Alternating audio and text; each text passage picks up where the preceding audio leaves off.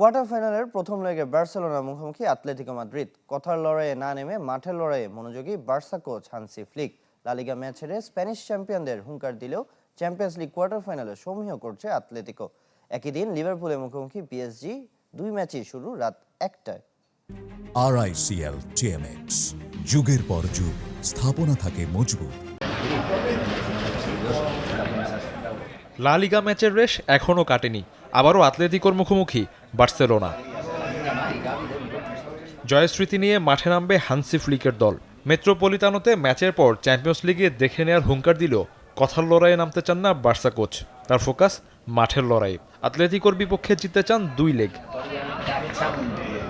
প্রতিপক্ষ দলের coach Simeone বার্সাকে সমীহ করছেন, তবে ন্যু ক্যাম্প থেকে জয় নিয়ে ফিরতে চান আর্জেন্টাইন কোচ। আমাদের মনোযোগ মাঠের লড়াই, এর বাইরে অন্য কিছু নিয়ে ভাবতে চায় না। বার্সেলোনার নিজস্ব একটা ধরন আছে, সে অনুযায়ী ছেলেরা খেলবে। আতলেতিকোর বিপক্ষে 2 ম্যাচে শুরু থেকে মনোযোগী থাকতে হবে। আপাতত সেমিফাইনালে ওঠা আমাদের লক্ষ্য। চ্যাম্পিয়ন্স লিগ সবসময়ই জটিল, বিশেষ করে কোয়ার্টার ফাইনাল এবং সেমিফাইনাল। আমরা জানি ঘরের মাঠে বার্সেলোনা কতটা শক্তিশালী। তারা খুব কম ম্যাচ ছেড়েছে, তবে আমাদের বিশ্বাস আমরা জিততে পারবো। বার্সা আতলেতিকো লড়াইয়ের আগে আলোচনায় গেল ম্যাচে ইয়ামালের আচরণ। লা লিগা ম্যাচে ক্ষুব্ধ প্রতিক্রিয়া দেখান স্প্যানিশ তারকা। চ্যাম্পিয়ন্স লিগ ম্যাচের আগে সংবাদ সম্মেলনে আবারও উঠে এলো সেই প্রসঙ্গ। আবারও তরুণ ফরওয়ার্ডের পাশে দাঁড়ালেন বার্সা কোচ।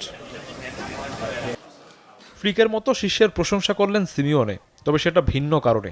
মৌসুম শেষে বিদায় নিতে যাওয়া আতোয়া গ্রিজম্যানের জন্য। আমাদের মনে রাখতে হবে ইয়ামালের বয়স 18, সে অসাধারণ ফুটবলার। আমি তাকে বলেছি ম্যাচে এমন হতে পারে, আমি তাকে রক্ষা করব। বর্তমান প্রজন্মের একটা শিশুর জন্য গ্রিজম্যান অনুকরণীয় ফুটবলার। সে দলের সবার সাথে সুন্দর সম্পর্ক বজায় রেখেছে। তার আচরণে আমি বেশ মুগ্ধ। সে দলকে যা কিছু দিয়েছে সবকিছুর জন্যই তাকে ধন্যবাদ। তার প্রতি ভালোবাসা রইল।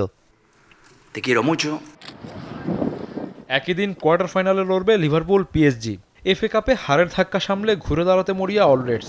পিএসজিও জয়ের ব্যাপারে আশাবাদী, তবে কোচ লুইস এনরিকে নিজেদের ফেভারিট মানতে নারাজ।